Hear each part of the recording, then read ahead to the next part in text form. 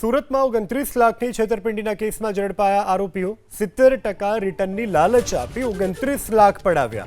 પોલીસે 2 આરોપીને મુંબઈથી ઝડપી પાડ્યા છે। આરોપીઓની સામે નોંધાયેલા છે 9 ગુના। અલગ અલગ ગુનામાં 1.11 કરોડની છેતરપિંડી આચરી આરોપીઓએ મુંબઈમાં કંપની શરૂ કરી હતી। ટેલિકોલર્સ મારફતે લોકોને ફોન કરી રોકાણની લાલચ આપતા સુરતના ફરિયાદી પાસેથી 29 લાખ પડાવ્યા હતા।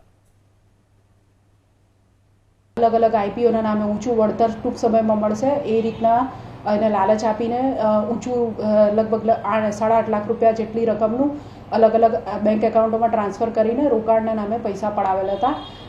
आ गुनानी ज्यारे साइबर क्राइम सेल में फरियाद मળી ત્યારે ગુનો રજીસ્ટર કરીને ટેકનિકલ વર્કઆઉટ અને ઇન્વેસ્ટિગેશન સાયબર ક્રાઇમ સેલની ટીમ દ્વારા કરવામાં આવેલ હતું।